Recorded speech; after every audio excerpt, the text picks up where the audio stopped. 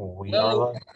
welcome everyone. We are so delighted to have you as part of our webinar. Everything in the world seems to be happening at Zoom, and so we're glad we could Zoom together today. And so we're grateful that you're here. And I'm Ron Brooks. I'm with Truett's Grill in Griffin, Georgia. I'm joined by my friend Melissa Gordon, who's the Assistant Director of Academic Affairs at the University of Georgia Griffin campus. And we're just tickled to be here because we know that this has been already a productive, fruitful, and enjoyable time. We're talking about the topic of employability. Employability simply means how attractive am I? How inviting am I as a candidate for a job or a candidate for a promotion? How employable am I? So, Melissa, we're here with part two. What do you think?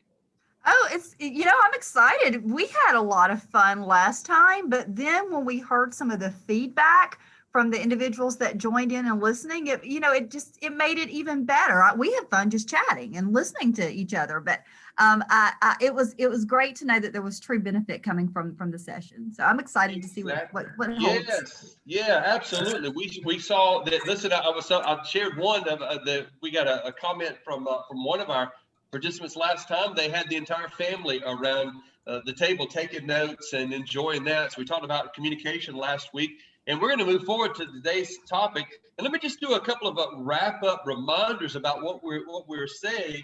And let me go ahead and say this while we're getting ready to start. First of all, if you haven't already downloaded our ebook, hopefully you got that in your email. If not, then we're making that link available to you. You'll be able to click on it and download one now, either to print or just to look along live. You put the Zoom over to one side, you can scroll down, you can add your notes to it, because we have some rich content today, and I know you're going to be taking notes. I take notes. I learned through all of this.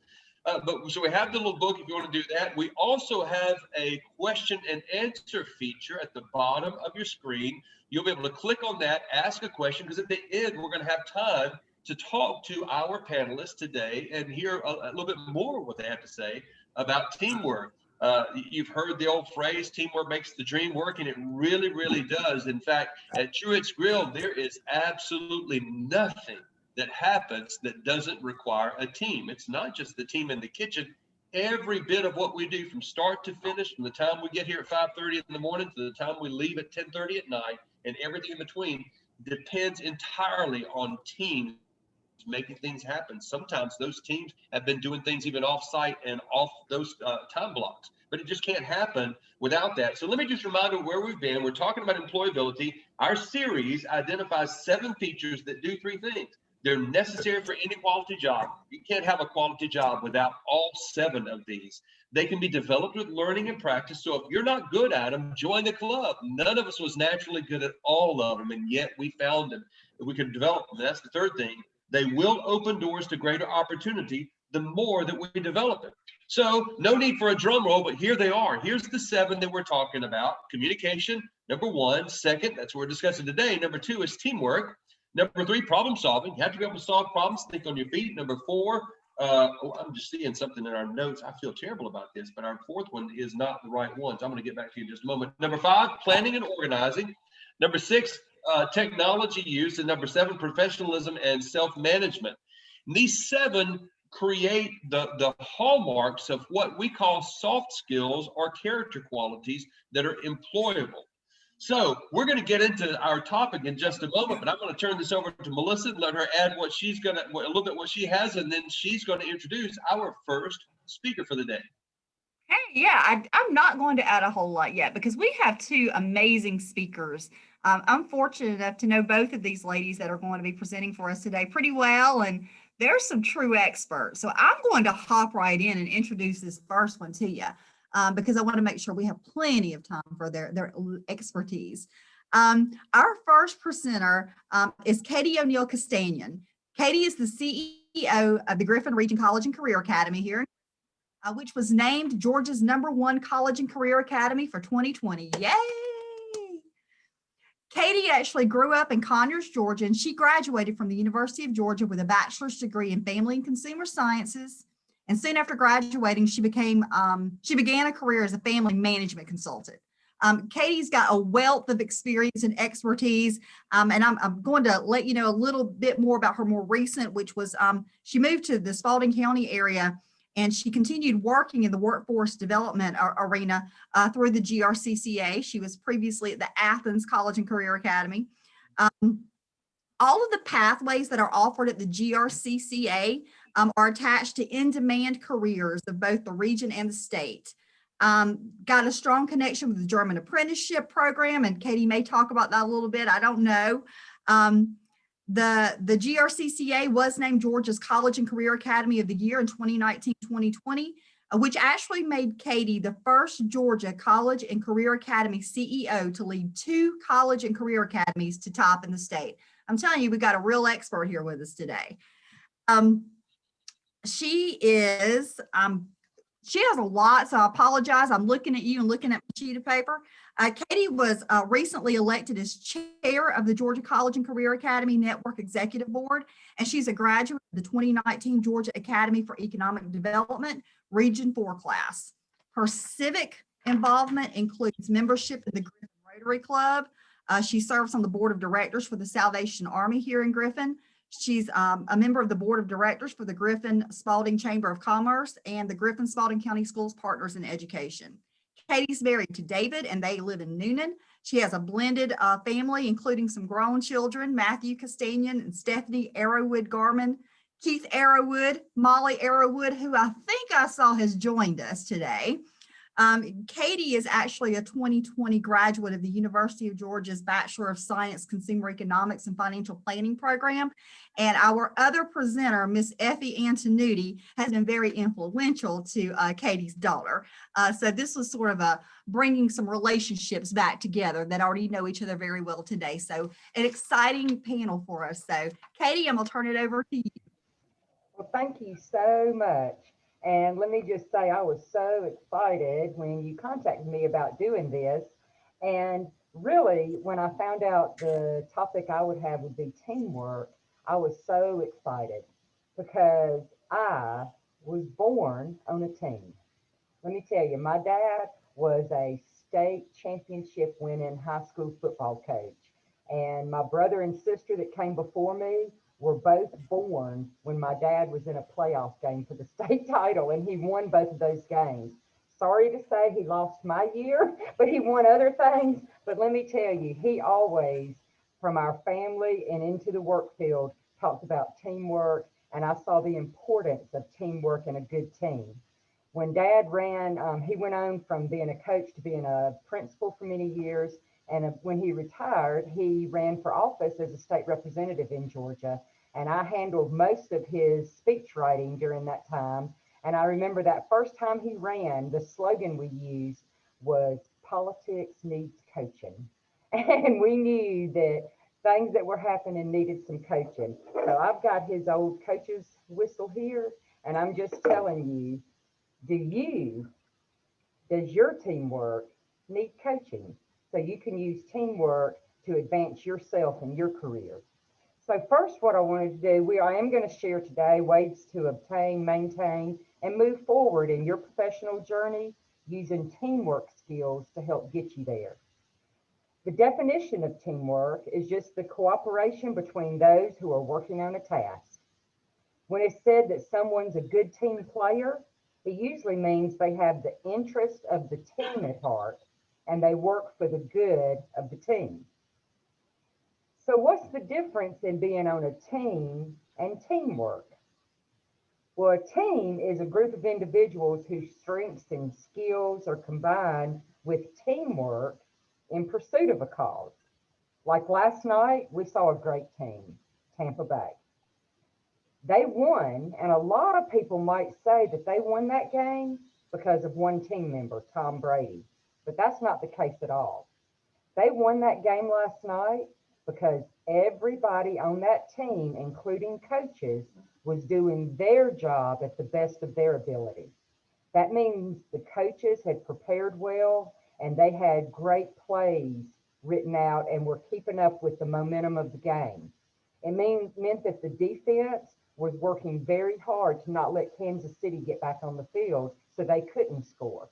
And all those things came together, and in the end, they won the game.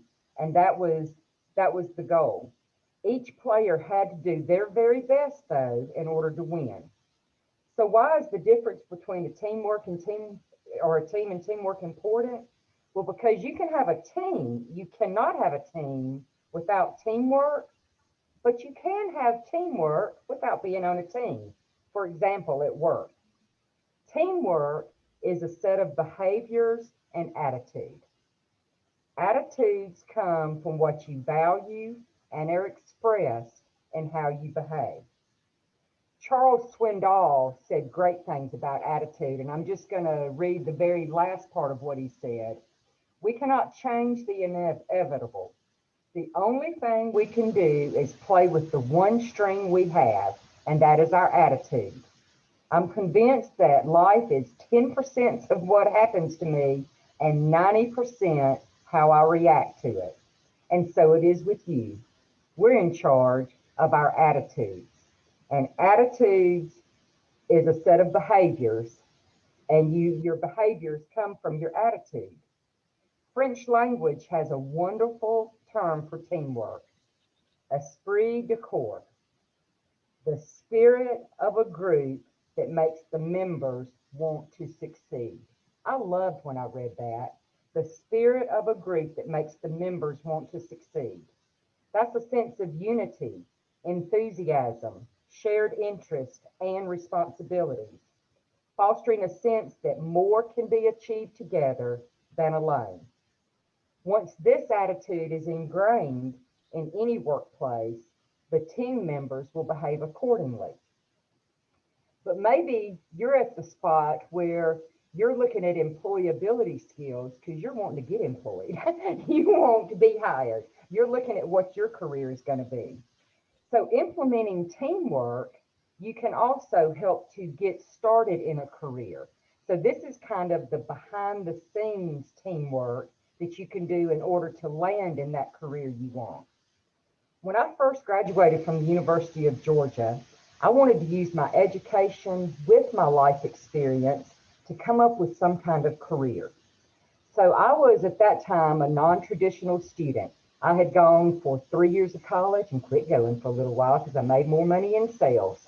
And then I went back to school. And when I was graduating, I had already had my first baby. And I started thinking about what kind of career I wanted. And I realized that during my pregnancy with Keith, I had been so healthy that I really didn't get a lot of extra attention at the doctor. And I had all these questions.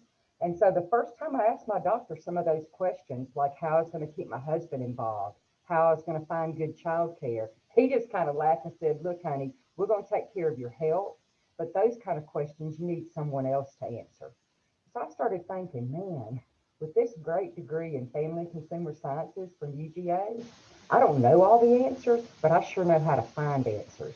So I came up with this idea that I would work, and I thought back about my pregnancy, and I wanted the people to be the person in a medical office that handled the non-medical issues, sorry, my light went out, that women might have.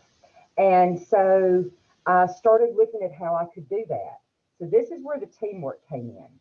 I had the idea, but the first people on my team were actually professors I had, people within family consumer sciences that I told my idea to and got their input. And so they became a part of my networking team. And they were going to help me ultimately to get the job that I wanted. You should also surround yourself with positive people. And sometimes people you think might be a positive person to help with the teamwork of getting you in that career may not be. And a good example of mine is first the graduate assistant that was teaching my last class I was taking at UGA. And I told her about this idea I had of how I wanted to work with women and give them great advice. And she laughed at me and she said, there's not a medical office that's going to hire a non-medical person to come in there and tell them anything. Well, you know what? I didn't share any more about my idea with her. I didn't go tell her updates because she was not that positive person. Another person I thought would have been positive was my dad. When I told my dad that I was going to create my own job, he said, "Oh, maybe you need to go with the school system and get really good benefits." Think about that first. And so, you know what? I didn't really share with him this journey as much until I got hired and I got good benefits offered. But the people that I did surround myself with were teachers, professors, family members, friends.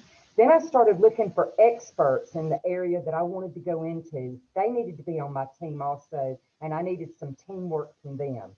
So since I wanted to work in an office, a medical office, I found a friend that was an office manager for a medical building. And I met with her with questions about procedures in the office and what the protocol was for hiring a brand new position in an office.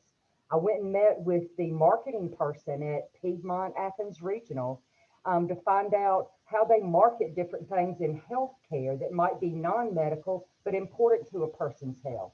All kinds of different people I put on that team so that I knew how teamwork would help me to land that career. And I eventually did make a pamphlet about myself and sent out a cover letter, and I did get hired.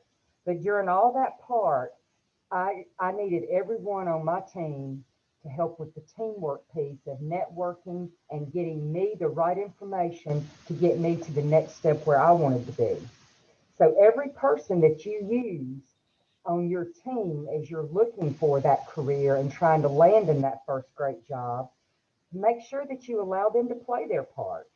Listen to their information, gather what you can from them. What I learned the most was to listen, to ask questions, to update my journey, and then always send a thank you note, a handwritten 3 sentence thank you note. And that piece of being the team player that's appreciative will get you very, very far. So once you've gotten that great job, you're going to find out real quickly with any job at all, teamwork's going to be involved because you're going to be put into a position where whether you're at Chick-fil-A and you're the person that's got to make sure the food gets out there on time, or whether you're at the University of Georgia and you're organizing a webcam to make sure the whole meeting goes correctly, teamwork is part of everything.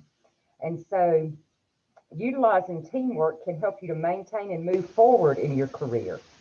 When we were planning the Griffin Region College and Career Academy, we surveyed regional employers to find out what is it what top skills are you looking for so we can make sure we have those in-demand pathways.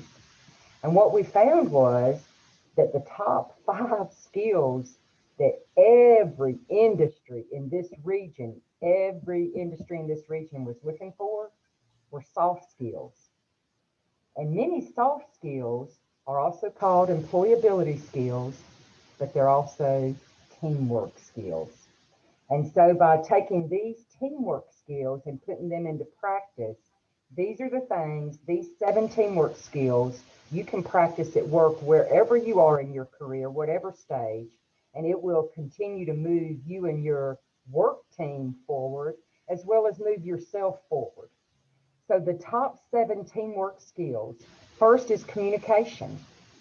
We learned a lot about that last week. I did from listening to the 2 speakers, but how important verbal and nonverbal communication is. How about communication with the different generations? That really spoke a lot to me last week when I was hearing that. But communication is so important. It's important for you to be able to know how to share relevant thoughts and ideas and key information to the right people at the right time, but also how to listen and gather important information from the right people at the right time. So communication is that first skill. The second one is responsibility.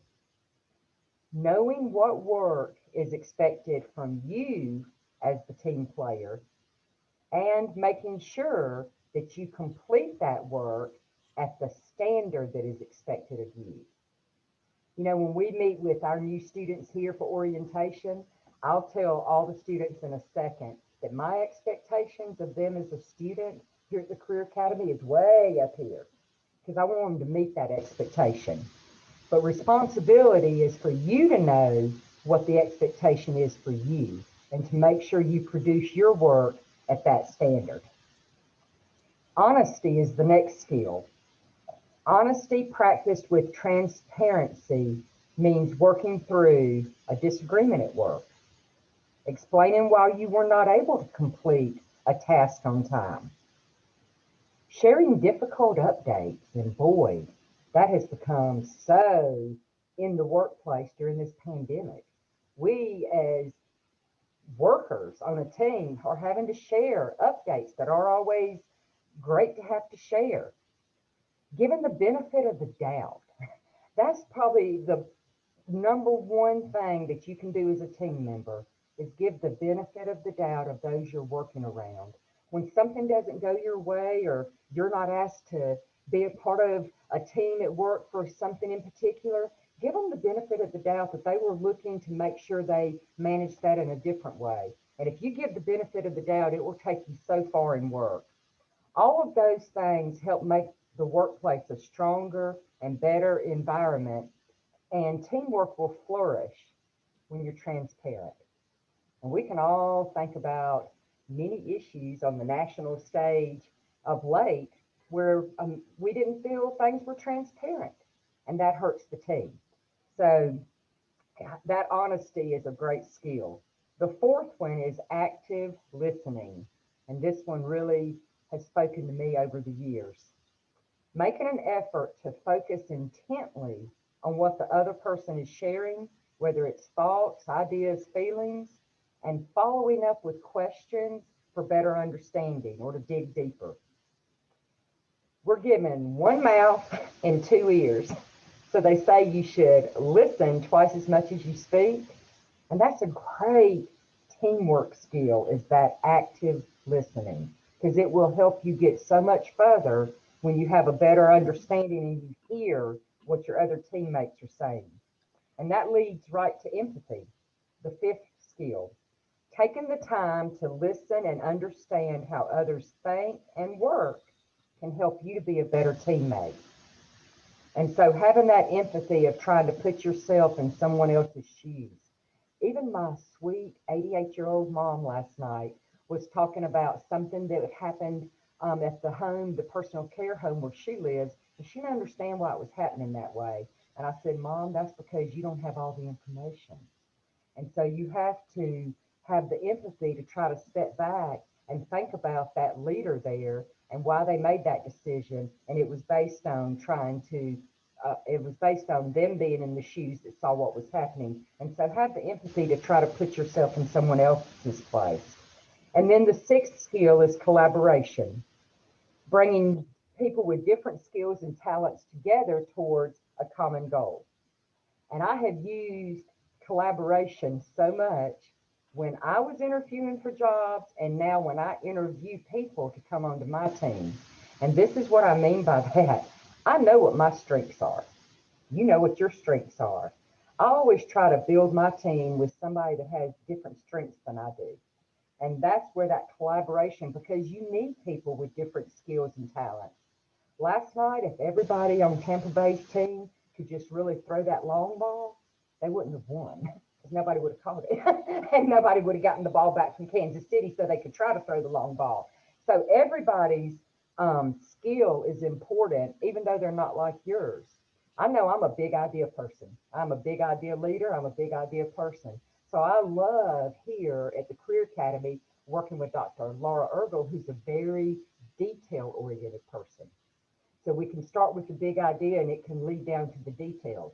So it's very important to think about collaboration. And as you put together your team to help get you a job, and when you're on the job, respect and honor the different skills everybody brings, and then see how you work best together, because it's going to be a lot easier if you're around people that are not just like you, because then everybody's bringing different pieces into the play.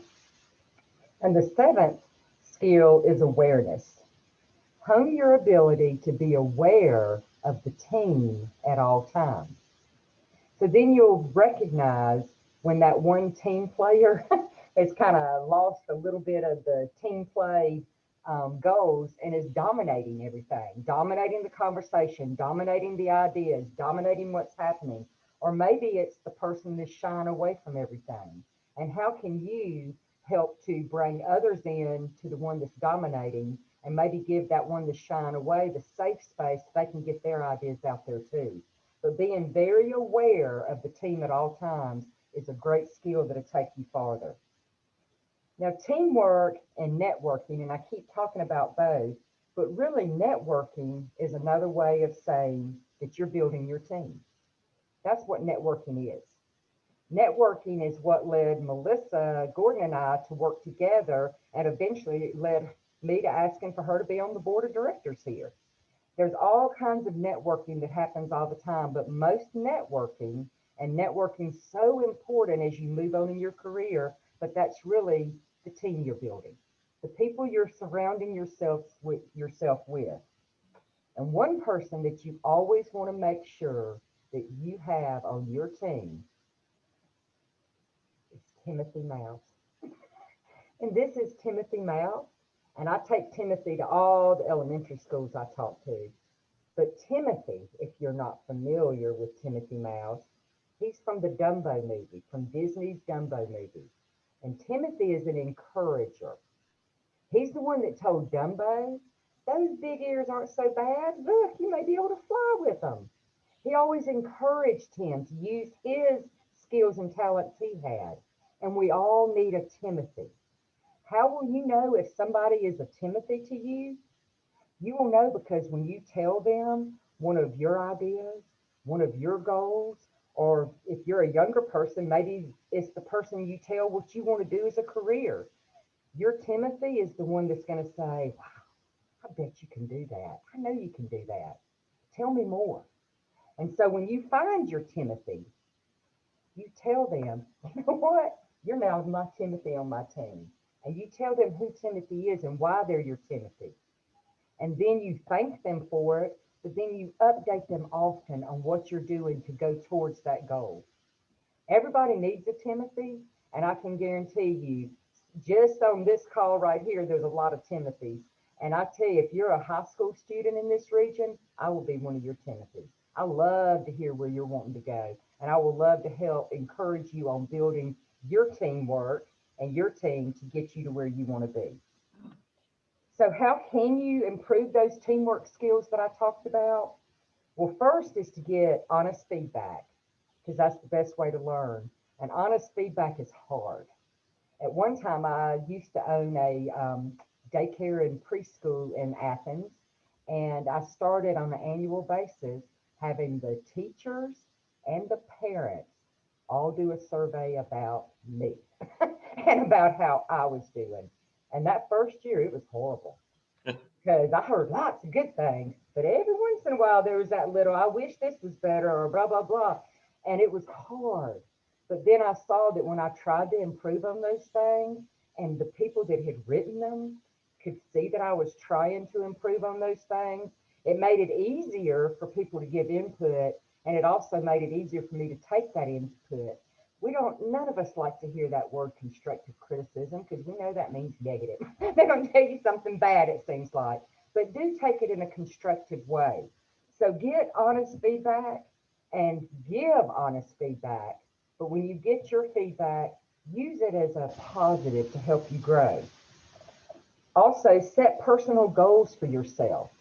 Like I set a goal for myself a long time ago that I would try to listen better. I set a goal for myself this at the beginning of this school year that everything I did, I would not care who got the benefit or who got the glory from it, as long as students were getting the benefit somehow.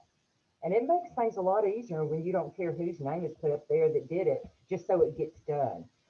So setting personal goals that are things you can meet and practice. Pay close attention both in and out of work and take mindful steps to practice specific qualities that you want to be better at doing. As I said earlier, I had to practice listening and asking questions of others, of getting others to talk more about themselves than I was talking about me. and learning how to control the red hair, because I would be real quick at coming back sometimes. So knowing that those were the things I needed to practice, that's what I practiced. And every time I read something new about how to build a better team or to use teamwork, then practice those things. And then the last thing you can do is to mimic others. When I'm not sure if it was somebody that was having issues with COVID testing or actually the vaccine, but they were trying to set up a drive-through thing for it, and it was a mess. And so what did they do? They wanted to mimic somebody. They got a Chick-fil-A manager to come over there and show them how to set up a daggone drive-through, because they knew Chick-fil-A could do it. They wanted to mimic what they saw happening there. So in the same way, mimic what others do. When you see somebody else do something great, mimic that, because that's only going to make you a stronger person. And in closing today, because I know we're going to hear some great, great things from Effie, who has made such an impact on my own child, but I wanted to share with you just a quick quote from Steve Jobs, who was probably one of the best at teamwork. Great things in business are never done by one person. They are done by a team of people. And I enjoyed being with you today, and I hope I can be on your team one day. Thanks. Wow, Katie, thank you so much. I was a sponge. I would listen. Melissa, have you already decided this for yourself? Katie Castanion's on your team. I decided she's on my team. I don't know if she knows that. Now, Katie, you're still listening, but it's not really if, it's just how much you're giving into it. You are delightful. What rich, rich content from the 7 parts you gave to us with developing teamwork to how to work on it at the end. That was a masterstroke. I love what you told us today. And you gave us the Timothy Mouse. You got encouragers and experts being on our team. Melissa, I just feel like I've just been drinking from a fire hydrant today with this. What do you think? I got a lot of good stuff. I think one of the things that I was not expecting, this was definitely in a good way, looking at the teamwork, and for Katie to bring the concept and the idea of thinking about building your team, Yes. Your support team, I thought was just an amazing addition to this whole conversation, because we want to talk about being part of a team, but thinking about who your support is. I thought that was just some great stuff. So thank you, Katie. Thank you.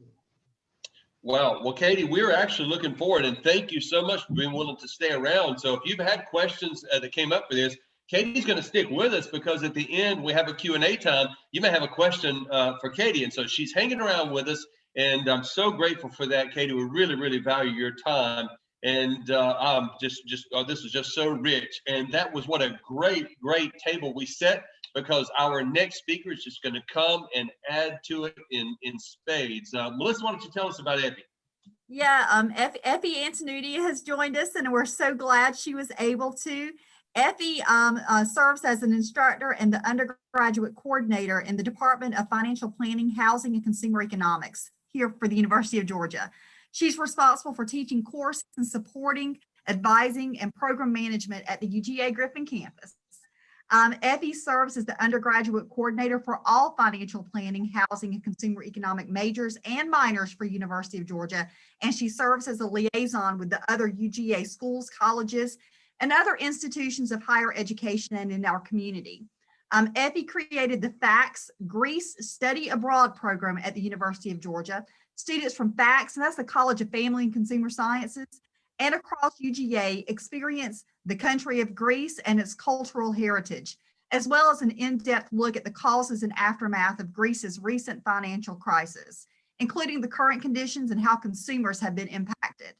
Effie received her Bachelor's of Science in Accounting and Finance from the University of Macedonia in Greece, and an MBA and an MPA from Georgia State University. She's currently pursuing a PhD in personal financial planning at Kansas State University, and she's a certified public accountant, that's a CPA, a certified financial planner, that's a CFP, and she has over 10 years of experience in business and financial consulting, marketing, accounting, auditing, and most recently, international tax consulting.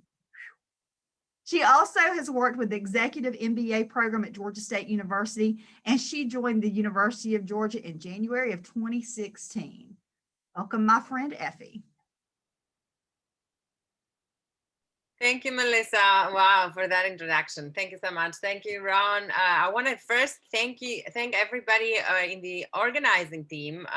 We've been working on this and we've been planning for it. Thank you, Ron, for spearheading this effort, and thank you, Lee and Melissa and Dr. McDowell for helping us out while we were planning. So I'm really happy to see this come to fruition and for to be part of this second employability workshop, and I'm really happy to follow Miss Katie Kastaniev. I was fortunate to actually teach her daughter back in the day, and I've also experienced her growth in financial planning. She was part of all of our events that we did with diversity and inclusion. So I'm really, really happy to be here with all of you today.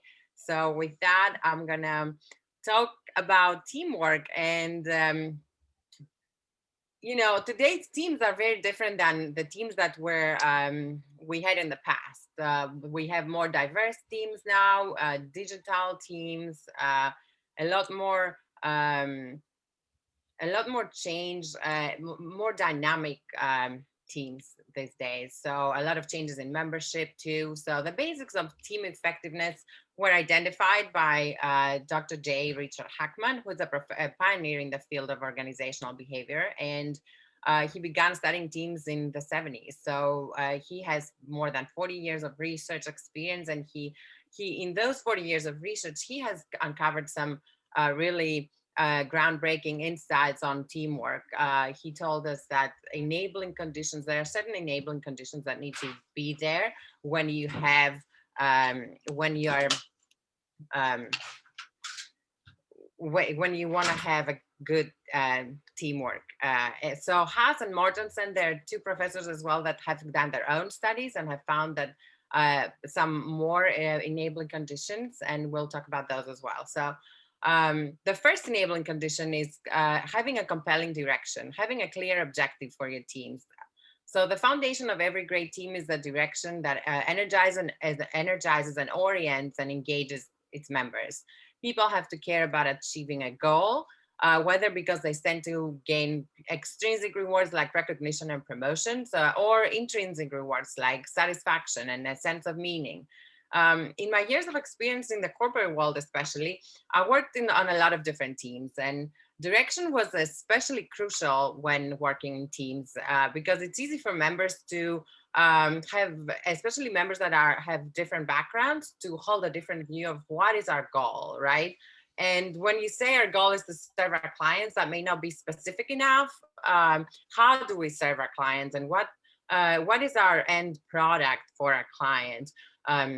Was a question that we needed to answer early on before starting, working in each team. And when I was in public accounting, we may have had teams that were, we may have worked in different teams at the same time on different projects. So, and each one of those teams may have different goals. So, maybe somebody would think that we need to research every single thing that's out there before we come up to a conclusion. But when you have a budget and when you have time constraints, that may not be the best way to get to where you need to go. You need to make sure you get to a great answer, but using your resources, and also having a respecting of the budget and what the client direction is on that. So the second compelling direction that I want to talk today about is having a strong structure on the team.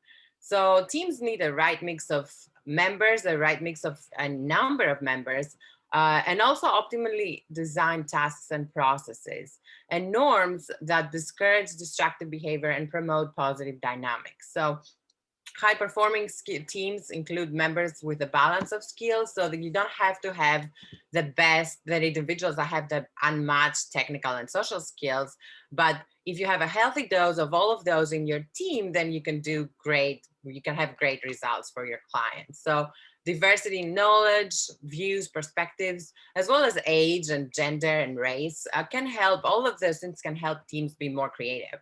So let's take, for example, a team that I worked on when I was an international tax manager in public accounting. we had a team with 2 people that had an auditing and accounting and finance background, like myself, and then we had 2 people on the team that were attorneys. And they were very well trained in doing tax research and interpreting tax law. So our skills worked really well together. And we appreciated that our team members were great at something we were not as proficient at. So, you know, we accountants loved Excel, the lawyers loved Word. So we had a really, really good balance there. And team assignments. So team assignments also should be designed with great care. So to give you an example, usually when in my previous job, the less experienced members of the teams would have more simple tasks to perform, like some data entry or data collection tasks that they were doing. And, you know, they had more time to do those things, and their tasks were not as complicated. So the more you moved up the chain, the more senior members would be tasked with reviewing the data and synthesizing solutions, looking at the bigger picture, making sure we have taken into account all the different rules, and doing tasks that were more short in time, but more complicated. So the way leaders can make any task more motivating too is by making sure that the team is responsible, each team member is responsible for a significant piece of the work from beginning to the end, and that the team members have a lot of autonomy in managing that work. And of course, as Katie said it really well, feedback is very important. And I'll talk a little more about that later as well. One thing, I'll give you an example. When we were working on a tax compliance project and we had the end goal to provide a completed and filed corporate tax return for one of our clients. The tax department was located in Atlanta, the client's tax department. Our team, the supervising team, was also located in Atlanta, but we had a lot of staff that were working on the project that were located in Hyderabad, India. And that's pretty standard in the industry. If you're in public accounting, the big firms, they have offices in India that work hands-on. We achieve that way we achieve working 24/7 sometimes for our clients, especially when it's busy season and you have a lot of filings that need to happen at the same time. So there were some cases where we had the division, the division of labor was not as clear, or maybe have been demotivating for some of the members in India because they were feeling that they didn't know exactly how all the pieces of the information were coming together, and they didn't have a lot of control on what they needed to do and how they needed to do it. So one thing that we really did, and it helped a lot, speed up the process and make the members in India feel more valued, is having meetings on a daily basis and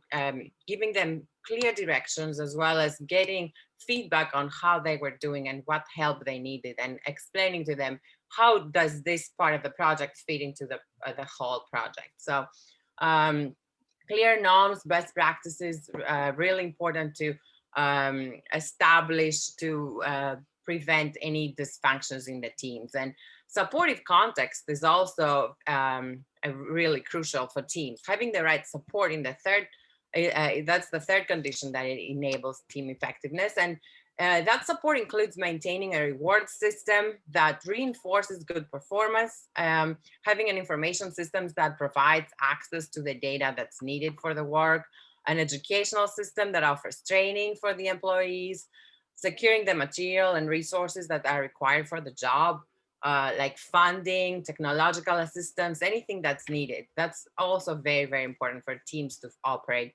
effectively and efficiently. And lastly, having a shared mindset. Current research shows that today's teams need something more than all of the things that we just talked about, right? The distance and diversity among the teams and the digital world, the digital communication, make teams more prone to some problems like us versus them mentality, or thinking or having incomplete information, so not sharing information real time, and not operating having a really good grasp of what what it is they need to do and how to do it. So the solution to both of those is developing the shared mindset among team members. Leaders can do it by fostering a common identity and common understanding. So how do we, one example I'll give you again from my experience, the way we managed to create that common identity in my past jobs was by sending people, like we would send a rotator from the US team to India for like 3 to 6 months. And then we would get somebody from India join our team in the US again for 3 to 6 months. And that was really, really valuable because those members of the team, they knew exactly what resources were available in those other offices, and they would train us day to day. They would be the liaison and they would show us exactly how some things worked. So also, you know, they would master that thing of creating that common culture and that common identity and understanding by having those teams that were very diverse and multicultural and from different, bringing that expertise from the other team. So having to rely on digital communication also sometimes can erode transmission of this type of intelligence that we may call body language. You know, when you get into a room and you have a meeting and you can, in those face-to-face meetings, participants can rely on those nonverbal contextual cues to provide insights into what's going on, right? Now with a lot more meetings in Zoom and, you know, thank God we have those cameras and those really help to see people's reactions and engagement. But what if some people have the cameras turned off and, you know, maybe they didn't do their hair in the morning or whatever. So how do you get those nonverbal cues when that happens? And a lot of participants in field research about executive education sessions, they promote this shared understanding through a practice that's called unstructured time. That is time blocked off in the schedule to talk about matters not directly related to the task at hand, but often, you know, this would be done by reserving maybe, for example, 10 minutes at the beginning of each team meeting for open discussion. And the idea would be to provide the opportunity for members to converse about whatever aspects of their life they want to talk about, you know, such as talking about office politics or family or personal events, or, you know, anything they want to talk about their dogs or their kids. That helps people have a more complete picture of how their distant colleagues are doing, their work, their environment. One example is some people just gave a tour to their colleagues of a virtual tour of their office space, and they would take them around with a camera and show them their room and show them, you know, their memorabilia in the back or whatever, and explain more about their personality and where they're coming from. And this is really, really crucial for teams to develop those relationships and get to know their team members better. Feedback, I cannot stress enough how important feedback is. And when you have those really good, tight relationships with your teammates, feedback, which is something that's hard to do, it gets easier. The more rapport you have with your teammates, the more that feedback process will be a little more streamlined, and it will go smoother, because, you know, when I'm friends with somebody and I really think that they care about my work product, they care about my growth, what they say, I will, you know, take it from a different perspective. I will assume they have good intentions, and whatever feedback they're giving me, it's because they want me to grow and they want me to get better. So one way, I'll give you an example from my past experience again. One way that we were teaching our staff, and also we were teaching ourselves, that a great way to give feedback is when you start your sentence by saying, I really appreciate this thing that you did with our team, right? I really appreciate your growth in that area. And you mention exactly a specific thing that you really appreciate about the person. And then you say, you could be more effective if you were to do this and that, right? So this is a way to give constructive feedback, but also at the same time show appreciation and make sure that people are not taking it the wrong way, and they know that you are there to help, rather than, cause somebody to be defensive or say, try to say why they think, they did well or whatever. So lastly, one thing that makes some groups more successful and more productive than others, based on some results from experiments that were run by MIT, and those noted that high achieving groups were not those that had some people with really high IQs or the highest aggregate IQs, right? Instead, they had those three characteristics. They had high degrees of social sensitivity to each other, which is what we call empathy. They gave roughly equal time to each other, and they had more women in them. So that's also a really key finding, and there's different interpretations of why that could be. I don't want to get too much into that, but the key to successful teamwork is the team members' social connectiveness to each other, which I talked about. How well do you know your teammates, and what is your relationship with them? What happens between people is what really counts. Rather than trying to encourage rivalry or motivate people to compete for more money, we can let people work together, motivate each other. Team leaders should want to create those environments that encourage people to spend time to get to know each other better and learn and appreciate their strengths and weaknesses. That could be done with fun games that assess personalities, for examples, and skills. It could be done with providing more unstructured time, as we talked about, for the teams to interact with each other. So, and realizing that teams need everyone, from the most senior member to the most junior member, to be successful is really key. Appreciating everybody, even if they may be brand new to the team. Show them that they're valuable and show them what they're doing really matters. And as Hefferman phrased it, who's the CEO of 5 companies, she, and I will quote her at the end, only when we accept that everybody has value is that we will liberate the energy and imagination and momentum we need to create the best beyond measure. Thank you very much. Melissa, I had a hard time imagining there was much more to say after Katie completed what she gave us, and here we are with so much more involved. How great that was from Effie. Effie, thank you so much for that. It was great, but you know what I found interesting, there was a lot of different information. There was also some meshing of some information. I kind of laughed, and I looked at Katie and I saw her laugh too when Effie brought up the idea of empathy, and so it kind of summarized it for us, or really just how important the idea of empathy is on a team. Right, because we're talking about personal connectedness, and it reminded me of one of the things that shows up on, you may be familiar with it, and you and our audience may be familiar with, Patrick Lencioni wrote a book that was very valuable for me, called The 5 Dysfunctions of a Team. But one of the things he talks about is the inability to trust, and whether it's that empathy, Kay, that you introduced, or even the whole notion of feedback and not feeling like I need to be defensive, Effie, that you talked about, where there has to be this sense of both I appreciate my team and I trust my team members to give me the feedback that you both spoke about. That really is the critical part, right? Definitely, yeah.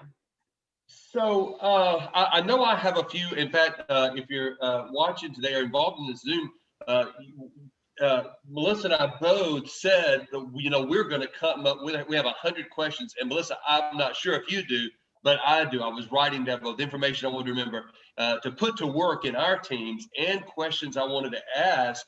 But before we do that, I wanted to see if, Lee, if we have any questions. I forgot to mention Lee Taylor. He's the brains behind everything that's working in what's happening today. So Lee, thank you. Did we have any questions that came in that we want to submit to our panelists? I've not seen any questions come in yet, no. Okay, so don't forget you have that option at the bottom of the screen. I'll go ahead and lead with one, and that is, and I would be happy for Katie and or Effie, and both of you, if you'd like to respond to this. If we take some of the things you said and try to put them into I was trying to think, okay, if I'm 19 years old, or I'm 29 years old, or 39, or in my case, a little bit more, but I don't see how I'm part of a team right now. I know that I am, and we have, whether it's our nuclear family, or there are all kind of ways teams experience. In fact, Katie, you pointed out that you don't have to be on a team to do teamwork, and that was really, really insightful. But so if I'm not on a team, or if I'm not the leader of a team where I can't affect some of the things that we're talking about, but I want to be a good team member, what should I be looking at to do teamwork where I am, if I don't see myself as a part of an official team, or if my workplace, I don't see how that's teamwork? Can either of you respond to this, or both of you in either one?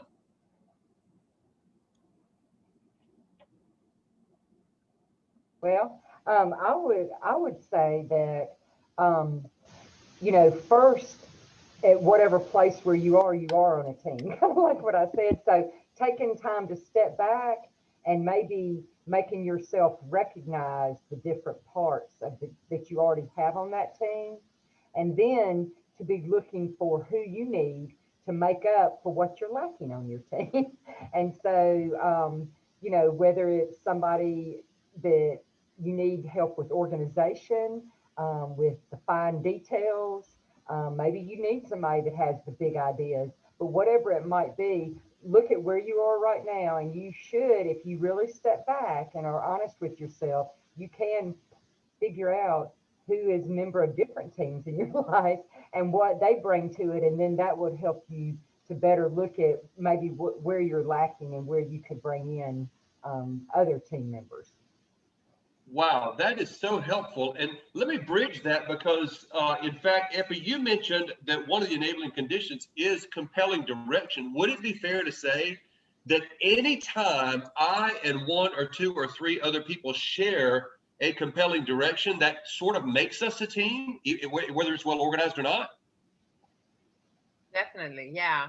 And there's a lot of different examples like that you can think of teams that are formed unofficially, or that they're there and they meet maybe once a year, but they have some functions that they're doing throughout. Or another thing I could think of is if somebody's new to a job, right, and they still are not placed in a specific team, and they were hired and they're not exactly sure who they're supposed to be working with or what they're supposed to be doing. I was in that place when I was first hired in public accounting, and I literally found myself going from cubicle to cubicle, asking people, how can I help you? What can I do for you? How can I be of use? What are the things that I should be doing every day? So definitely getting out there and taking ownership of your career as a new member, and asking the right questions, and educating yourself and asking for a mentorship from others. Wow, that's fabulous. Melissa, it made me think that I remember a time in a volunteer organization I was leading, because sometimes people don't see themselves as part of a team or their function important. And forgive me if this is on the edge, but I looked at every one of them and said, listen, have you ever been in the restroom where there was no toilet paper beside you? If you ever don't know, if you ever think that there's anybody who's unimportant on the team, imagine the person that's supposed to keep that thing filled. Everybody matters in a team, in every kind of team. So Melissa, what do you have to add, or what questions did we not sort of unpack here? I just have one thought, because one of our target audiences that we're talking to are those high school students or college students who are going into the workforce for the first time. And one of the things that kind of came to mind for me as a mom of two teenage boys who've been through some interesting interviews, it's a common question to be asked in the interview process: what kind of a team player are you? And sometimes you're interviewing for your very first job. And so not having that work experience, and I think some of the things that we're talking about here, apologies, some things to think about is how else have you been a part of a team? And you've been a part of a team, even if you've never had a job, whether it's a volunteer experience like Ron just mentioned, or having been involved in something in school, whether it was athletics or a club, or even your peer group, maybe just how you respond and how you mesh with others that you work with. But sometimes you have to think outside of the box, but don't ever say, I don't know, or I've never been part of a team, because I bet you have. Even if you just go back and think about how you interact within your family unit. And I'm thinking right now, one of my kids talked about building a back porch. That was his experience to talk about how he was a team player on his last interview. So just be creative and really think about yourself. It kind of goes back to last week. Know yourself, be confident in yourself, and you can communicate these sorts of things, and that will make you part of a team so that you can talk more about it next time. Sorry. That is fabulous. I will tell you, at Truett's Grill, and we invite you to come and interview here. And I would say this, even if you weren't sure you wanted the job, start interviewing places, because it's one of the things going to help you get better. But we're going to ask you, we're going to ask two questions. We're going to ask a time that you had to struggle to overcome something as a team. And we're also going to ask you to tell us about a different kind of team experience.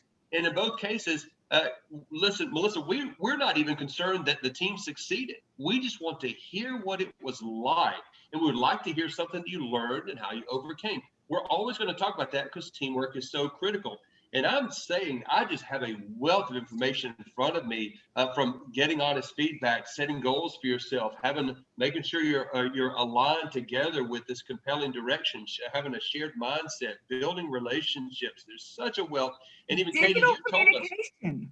Yeah, that's exactly right. Yes, yeah. You remind us even that you can practice these things and get somebody to tell you how you're doing. My goodness, probably ask somebody who knows whether or not you pulled your weight in your dorm room or your house doing laundry or the dishes or whatever, all those things. So what a fabulous afternoon it's been. Before we go, Melissa, anything you need to add, or Katie or Effie, anything to charge before we wrap this up? We do have a question that came in. Oh, excellent. Go ahead. Molly asked what is a favorite book, resource, or person you could point us toward to continue gaining value? Katie, Effie, either one of you have a favorite book or resource to continue to gain value? Great question. Well, I know that there's a lot of books out there that talk about having Walt Disney on your team, or, if you work for Disney. I think books and information from Disney World and from Truett's and Chick-fil-A do give a lot of information about teams and what kind of a team. And one of my favorite books, just as a leader, is the book To Lead is to Serve, because it talks about the importance of everybody on the team serving. And I think leaders sometimes forget that we ultimately are just part of a team, and we need to serve also, and that's the best leadership. So those are two, or kind of some reading that I think has been good. Great stuff. Anything you would add to that, Effie? Thanks, Katie. I don't necessarily have a favorite book on teamwork, but what I do when I want to find out more information about like recent developments and things that I should be looking at is I go to Google Scholar and I search what I want. I put the term there, and it brings me the most recent research, and there's a way to also link your Google Scholar to your library at school if you are at a university, so it's easy to get access to articles that you may otherwise not have access to for students that don't know that. So getting the most latest research is always, for me, I think, the most fun exercise. And Harvard Business Review has really good resources on teamwork. Yeah. Fabulous. That is excellent. Yeah, I would always encourage you, go to your favorite bookstore and walk the aisles. You're not going to find a shortage of it. It means you have to filter through some things, but boy, if it's on there, it's at least worth picking up and looking at. Read the jacket, see if it catches your interest, and dive in. It's almost impossible to lose that way. Boy, I've read a lot of books for free standing in I won't mention bookstores, but I do it a lot because it's a great way to kind of get better at what you do. Listen, we are so grateful that you joined us, Katie and Effie. You two are just your masters, and we're so honored and so privileged, and now so benefited from your having shared. Thank you to both of you. Lee Taylor, thank you for making things work. And Melissa, I'm going to give you the last word. I'm going to say this tomorrow. If you are on today's call, then tomorrow you should get a follow-up email that's going to give you, we have this arranged now, that'll have next sign-up availability for next week, and everything will be in place. So you'll see that tomorrow, and I hope you join us next week. Tell somebody that you think might be interested in this. Share it on Facebook, call them, do whatever you need to do, invite them to sit with you, and make a party about it. Social distance, do your thing, but make it a big thing, because we're back here next week, and we are so looking forward to that session. Melissa, I'm going to give you the last word, and then we're going to be done here. Yeah, next week we've got some exciting presenters joining us next week as we talk about problem solving. And I had a really cool conversation with one of them who's a professor here on our campus. And he has a really unique way of looking at, when I said problem solving, he said, "Is that okay?" I'm like, "That is beautiful." So I'm not going to give you any information, but you want to join us, because problem solving is going to be amazing. Fantastic. So long, folks. Thanks for being here.